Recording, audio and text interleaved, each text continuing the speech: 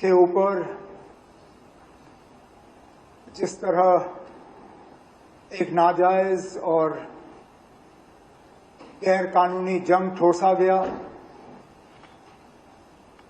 मुझे नहीं लगता है कोई खड़ा होकर उसके हक में बोल सकेगा। उसके साथ साथ मैं आपकी बात कर ही नहीं रहा हूं ना, अब उसके साथ साथ जिस तरह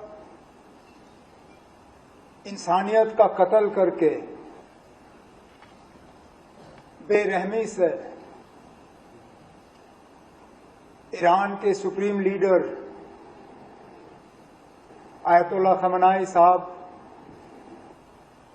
उनके कई साथी और करीबी रिश्तेदारों को शहीद किया गया, उसकी जितनी भी मजम्मत की जाए कम होगी। अफसोस की बात यह है कि मामला वहां रुका नहीं। स्कूल में पढ़ते हुए मासूम बच्चियों को जिस तरह बेरहमी से मारा गया, मैं तो कहता हूं कि शायद ही हमारे रीसेंट हिस्ट्री में इस तरह के कोई वाकयों की हमें याददाश्त हो। और मकसद क्या, अभी भी समझ नहीं आता। अमेरिका के सदर की बात अगर आप सुनें तो उन्हें शायद खुद इस बात का एहसास नहीं है कि ये जंग ईरान के ऊपर ठोसा क्यों गया। सुबह रेजिम चेंज की बात करते हैं, दोपहर को स्ट्रेट ऑफ हॉर्मुज की बात करते हैं, शाम को तेल की कीमतों की बात करते हैं। उन्हें खुद शायद नहीं पता कि लगातार पिछले 3 हफ्तों से जो ईरान के लोग भुगत रहे हैं वो क्यों भुगत रहे हैं।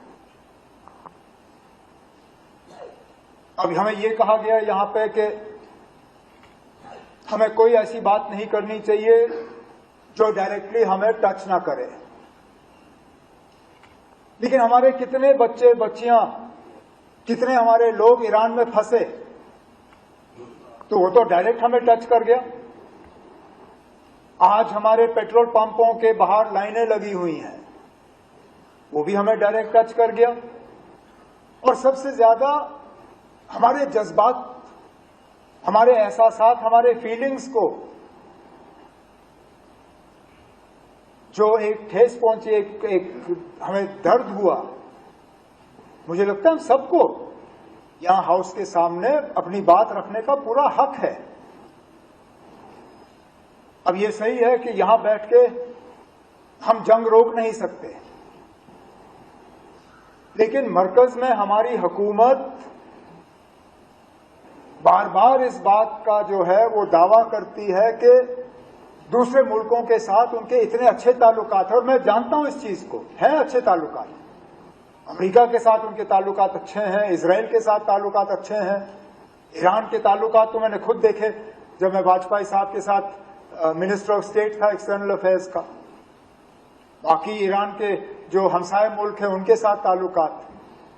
तो मुझे नहीं लगता है कि अगर यहां इस हाउस के तरफ से हम वजीर आजम हिंद नरेंद्र मोदी साहब से गुजारिश करें कि वो अपने दफ्तर का इस्तेमाल करके, अपने जो उनके पर्सनल रिलेशंस हैं इन सब लोगों के साथ, उनका इस्तेमाल करके इस जंग को जल्द से जल्द खत्म करें, ताकि वहां के लोगों की जो सफरिंग है वो खत्म हो जाए और ईरान को दोबारा एक मौका मिले कि वो पीसफुली जो है इस दुनिया में बाकी मुल्कों के साथ कोएग्जिस्ट करे। तो मुझे नहीं लगता है किसी को इस चीज का कोई इसमें कोई एतराज होना चाहिए।